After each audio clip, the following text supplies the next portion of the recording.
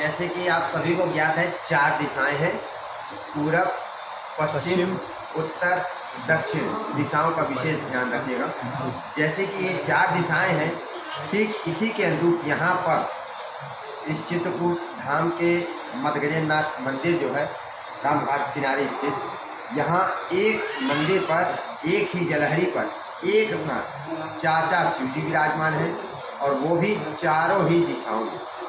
ये क्यों है, कैसे हैं, थोड़ा गौर से सुनिएगा, बहुत आनंद आएगा। सर्वप्रथम जब सृष्टि की रचना हुई तो स्वर्ग लोक से धरती पर ब्रह्मा जी का आगमन हुआ। ब्रह्मा जी यहाँ धरती पर आकर 30 धनुष के आकार का लंबाई चौड़ाई का जगह लेते हैं। उसके अंदर 108 यज्ञ वेदियों की रचना की।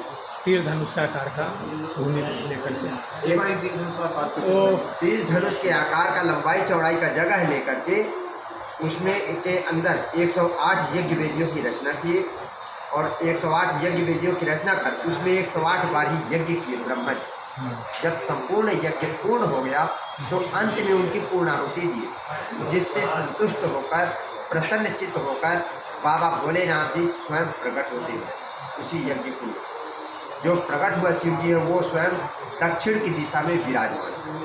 जब आप प्रकट हुए थे तब इनकी स्थिति एक विशाल काय मत वाले ऐरावत हाथी के रूप में। शिव। इस वजह से इनकी स्थिति देखते हुए ब्रह्मा जी ने आपका नामकरण किया। आपका नाम रखा गया मत गजेंद्रनाथ। मत गजेंद्रनाथ। मत यानी मतवाला, गज यानी हाथी, और इंद्र यानी राजाओं का भी राजा महाराज। तत्पश्चात आपसे हाथ जोड़कर ब्रह्मा जी निवेदन करते हैं कि प्रभु आप धर्म की रक्षा हेतु शरीर रूप धारण करें, यहाँ का राजा बने, और राजा बनकर अखंड रूप से यहाँ वास करें। भोलेनाथ जी चूँकि प्रसन्न चित्त थे तो तुरंत उन्हें वरदान दिए, बोले तथास्तु, मैं ऐसा ही करता। तब से लेकर आज तक सरकार यहाँ राजा बनकर के अखंड रूप से यहाँ वास करने लगी। अब इन्हें राज्य करते करते समय बीता, और समय के साथ साथ युग बीता। आप सभी को ज्ञात है युग भी 4 होते हैं, सतयुग, त्रेता, द्वापर, कलयुग। इसमें से सतयुग आया और पूरी तरह से बीत गया। जब त्रेता युग का आगमन हुआ तो त्रेता युग में मर्यादा पुरुषोत्तम भगवान श्री राम जी का जन्म होता है, और जन्म के कुछ समय उपरांत जैसे थोड़े बड़े होते हैं, ब्याह वगैरह हो जाता है, तो वनवास में यहाँ है, उनको वनवास प्राप्त होता है।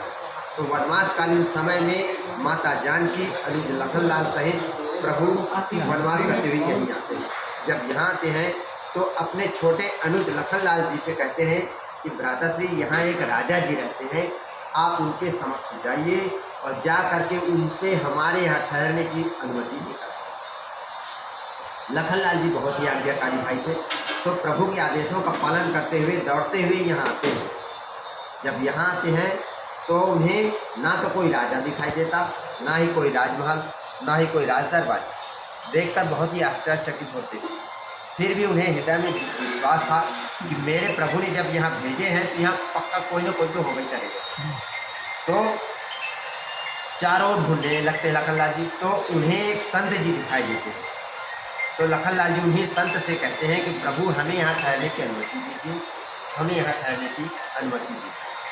जब यह बातें लखनलाल जी 2 बार 4 बार दोहराते हैं, और भोलेनाथ जो है अपने ध्यान में लीन रहते हैं, कुछ भी नहीं बोलते, कुछ भी नहीं बोलते। तो लखनलाल जी को क्रोध आ जाता है, और क्रोध भाव धारण किए हुए तेज स्वर से कहते हैं पुनः कि अयोध्या से मेरे प्रभु श्री राम जी यहाँ आए हुए हैं और आपसे यहाँ ठहरने की अनुमति चाहते हैं। कब से यह बातें मैं आपसे पूछ रहा हूँ कि तो आप है कि कुछ उत्तर ही नहीं दे रहे। इतना सुनते ही भोलेनाथ जी भाव विभोर हो उठते हैं, यह सोचते हुए कि मेरी आत्मा, मेरे परमात्मा, मेरे इष्ट देव, जिन्हें मैं पल पल प्रतिपल हर पल भजते रहता हूँ, वो आज यहाँ मेरे दरबार में आकर के मुझसे पूछा है कि मैं कहाँ जाके रहूँ।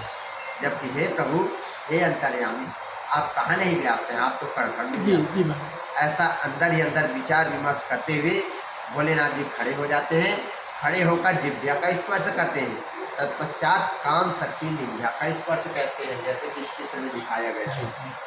लखनलाल जी अनुमति ले रहे हैं, भोलेनाथ जी दोनों इंद्रियों का स्पर्श कर क्या करते हैं, झूम के गोल गोल नाचने लगते। यह बताते हुए कि हे प्रभु, आप तो कण कण में विद्यमान है, फिर भी मर्यादित होकर यदि पूछ रहे हैं तो सुनिए। उसका उत्तर यह है बोल करके देते हैं। अब ये सब कृत्य जब लखनलाल जी देखते हैं तो वो और उद्विग्न हो उठते हैं, क्रोध आ जाता है उन्हें कि बाबा पता नहीं क्या क्या बताए पड़ा हुआ। क्रोध भाव धारण किए हुए नीचे प्रभु के समक्ष जाते हैं और जाकर उनसे कहते हैं कि प्रभु मुझे तो वहाँ कोई नहीं मिला। तो प्रभु जो है मधुर मधुर मुस्कुराने लगते हैं, कहते हैं कि लखनलाल जी आप वहाँ जाकर के जिससे भी मिले हैं वही यहाँ के राजा हैं और वे हमें मुख से ना सही सांकेतिक रूप से सही हमें कुछ न कुछ आदेश जरूर दिए होंगे। सो आप अपने स्मृति पटल पर जोर डाल के ध्यान करके बताइए कि उन्होंने हमें क्या आदेश दिया। लखनलाल जी कुछ पल के लिए सोचते फिर कहते हैं कि प्रभु क्षमा करें जी उन्होंने मुझे कहा बोला कुछ भी नहीं, जी। बस ऐसा ऐसा कृत्य कर रहे थे, अब इसका अर्थ क्या है। जी प्रभु जो है मधुर मधुर मुस्कुराते हैं, कहते हैं कि लखनलाल जी हमें आदेश दीजिए। जी तो लखनलाल जी भी कहते हैं कि प्रभु जरा हमें भी बताएं कि उन्होंने क्या आदेश दिया जिसे आप समझ गए और मैं न समझा। तो प्रभु बताते हैं कि उन्होंने हमें ये मौन आदेश दिया है कि हर इंसान को, चाहे वो स्त्री हो या पुरुष, सभी को सदा ही प्रयत्नपूर्वक अपनी दो दो इंद्रियों पर संयम रखना चाहिए। वो दोनों इंद्रियां कौन सी हैं? पहली है वाणी, जब भी इसका प्रयोग करे मीठे वचनों के रूप में। जी दूसरी इंद्रिय है काम शक्ति लिंगा, अर्थात हमारा स्वयं का चरित्र, हमारी नजरें, हम इसको अच्छी रखें। हर किसी की माँ बहन बेटी को हम अपना समझें। इस प्रकार से यदि कोई भी व्यक्ति अपनी इन दोनों इंद्रियों को संयम में रखता है वो न केवल ये चित्रकूट बल्कि पूरे संसार के किसी भी कोने में जाकर रहे बड़े खुशी से प्रेम से रह सकता है। जय श्री प्रभु राम जी मर्यादा के अवतार थे, तो बाबा के आदेशों का अक्षरशः पालन किए और यहाँ चित्रकूट में 11 साल 6 माह और 18 दिन तक वास किया। जब इतनी अवधि पूर्ण हो गई यहाँ से प्रस्थान करने लगे तो जाने से पूर्व पीछे पश्चिम की दिशा में जो शिव जी विराजमान हैं उनकी स्थापना प्रभु राम जी स्वयं अपने हाथों से की। जो उत्तर की दिशा में जी। शिव जी विराजमान हैं उनकी स्थापना उसी वक्त महासती मानसूया के पति अत्रि ऋषि जी उपस्थित हैं। जी वे यहाँ आते हैं, प्रभु की पूजन अर्चन करवाते हैं, स्थापना करवाते हैं। जब करवा चुके तो जो उत्तर की दिशा में शिव जी विराजमान है उनकी स्थापना उस वक्त महासती मानसूया के पति अत्रि ऋषि जी अपने जी। हाथों से करवाते हैं। और जो पूर्व की दिशा में चौथे शिव जी विराजमान है उनकी स्थापना उसी वक्त महर्षि अगस्त ऋषि जी थे, जी। वे अपने हाथों से की। जी इस प्रकार से यहाँ पर एक ही जलहरी पर एक साथ 4 शिव जी विराजमान हैं और आप चारों धर्म अर्थ काम और मोक्ष चारों चीजों को प्रदान करने वाले हैं। अपना ये जो चित्रकूट है अत्रि अगस्त सुतीक्षण वाल्मीकि और सरसंग इन 5 ऋषियों की तपोभूमि है। जी अपना ये जो चित्रकूट है 84 कोस की परिधि पर स्थापित है और इनके आप महाराजा। जी 5 महर्षि का नाम एक बार पुनः बोलो। अत्रि, अगस्त, अगस्त, सुतीक्षण, सुतीक्षण, वाल्मीकि वाल्मीकि और सरभंग। और सरभंग ऋषि। लिखे यदि- बोलो ना। अत्रि अगस्त सुतीक्षण वाल्मीकि और सरभंग। ठीक है। यदि सुनने को इच्छुक हो प्रभु तो 2 लाइन और कुछ बताना चाहता हूँ। आज से संवत 1683 ईस्वी में एक खान शासक औरंगजेब भी आया था यहाँ और यह बता छोड़ो ना पहले 1683 ईस्वी में संवत 1683 वो यहाँ चित्रकूट आया था। चूंकि अपना ये जो चित्रकूट है बुंदेलखंड का प्रसिद्ध तीर्थ स्थल जी, है, जी, बुंदेलखंड। एक कारण।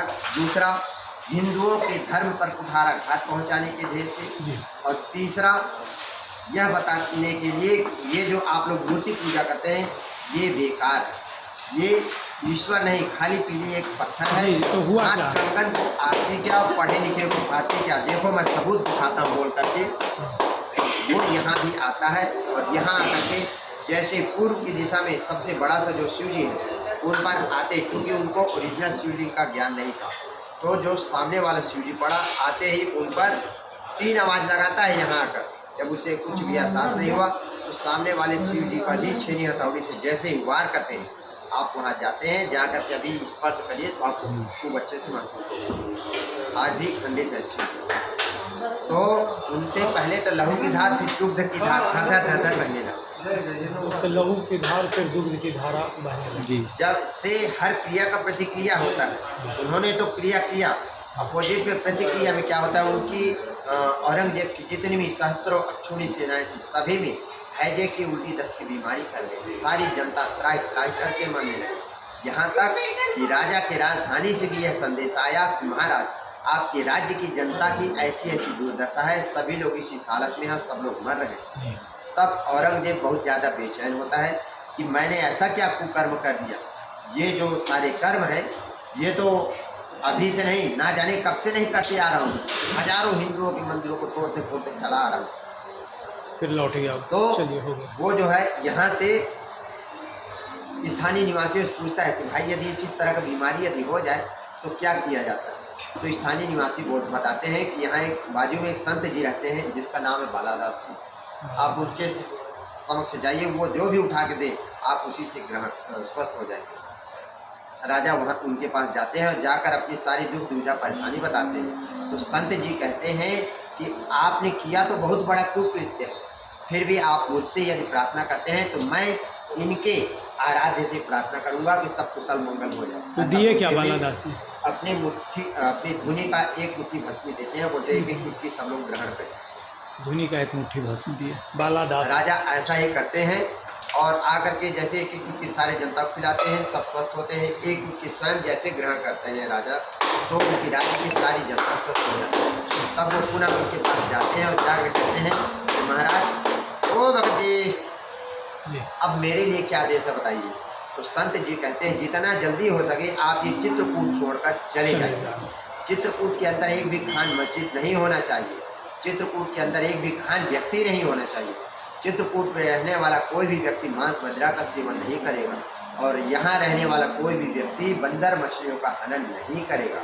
ये 5-7 वचन उन्होंने लिए। क्योंकि औरंगजेब बलवती शासक था, तो तुरंत ताम्रपत्र मंगवाता है, अपनी उर्दू की फारसी भाषा में ऑर्डर शीट तैयार करता है और अब उसमें अपना स्टाम्प मुहर लगाता है। बोलते हैं कि इस आदेश का पालन हो। ताम्रपत्र यहाँ किस मंदिर में रखा है? जिसका पालन आज भी यहाँ किया जाता है।